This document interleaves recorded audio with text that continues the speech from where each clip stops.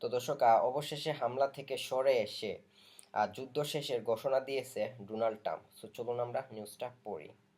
ইরানের সঙ্গে সমঝোতার দাবি ট্রাম্পের, তবে চূড়ান্ত চুক্তির কথা অস্বীকার করেছে তেহরান।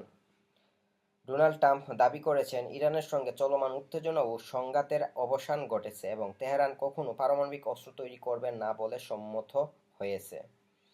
শুক্রবার সিনেট প্রার্থী ব্যারি মুরের সমর্থনে আয়োজিত এক র্যালিতে ট্রাম্প বলেন, যুক্তরাষ্ট্র ও ইরান একটি গুরুত্বপূর্ণ সমঝোতায় পৌঁছেছে এবং চুক্তির মূল শর্ত হলো ইরান কোনোভাবেই পারমাণবিক অস্ত্র অর্জন করবে না।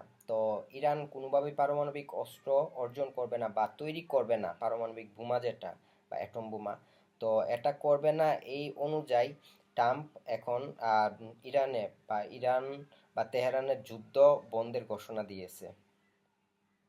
তিনি আরও জানান, সমঝোতা স্মারকের খসড়া প্রায় চূড়ান্ত পর্যায়ে রয়েছে এবং এটি চলতি সপ্তাহান্তে স্বাক্ষরিত হতে পারে। ইউরোপ দ্বারা স্বাক্ষরিত হবে। ট্রাম্পের দাবি, চুক্তি বাস্তবায়িত হলে হরমুজ প্রণালী যুক্তরাষ্ট্রের নৌ অবরোধও প্রত্যাহার করা হবে। তো এই যুদ্ধের কারণে ইরানের যে হরমুজ প্রণালী আছে ওইটাতে যুক্তরাষ্ট্রের যে সমস্ত পণ্যবাহী জাহাজ আছে ওইগুলা যেতে দিবে আর কি।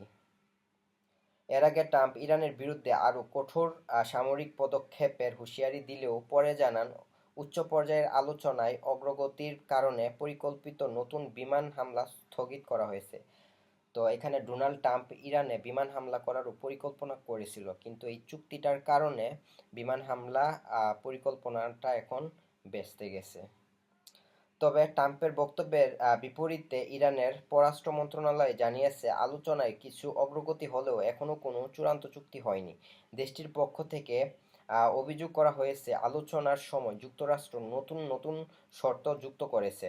এদিকে ওয়াশিংটন ও তেহরান উভয় পক্ষেই আলোচনায় মধ্যস্থতাকারী হিসাবে কাতারের ভূমিকায় প্রশংসা করেছে। তো এইখানে দুই দেশের আলোচনা হয়েছে এই চুক্তিটা নিয়ে, আর এর মধ্যে তৃতীয় বা থার্ড পার্সন হিসাবে কাজ করছে কাতার, বা মধ্যস্থতা ব্যক্তি হিসেবে কাজ করছে কাতার। আর তার জন্যই এখন তেহরান এবং যুক্তরাষ্ট্রের দুইজনে প্রশংসা করেছে ওদের, কাতারের।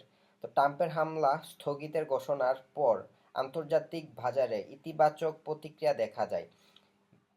ব্রেন্ট অপরিশোধিত তেলের দাম ব্যারেল প্রতি $90 নিচে নেমে আসে এবং যুক্তরাষ্ট্রের শেয়ার বাজারও ঊর্ধ্বমুখী অবস্থায় লেনদেন শেষ করে। তো দর্শক, এই ছিল নিউজ। তো নিউজটি যদি ভালো লেগে থাকে তাহলে চ্যানেলটি সাবস্ক্রাইব করবেন আর পরবর্তী ভিডিও দেখার জন্য অপেক্ষা করবেন। ধন্যবাদ।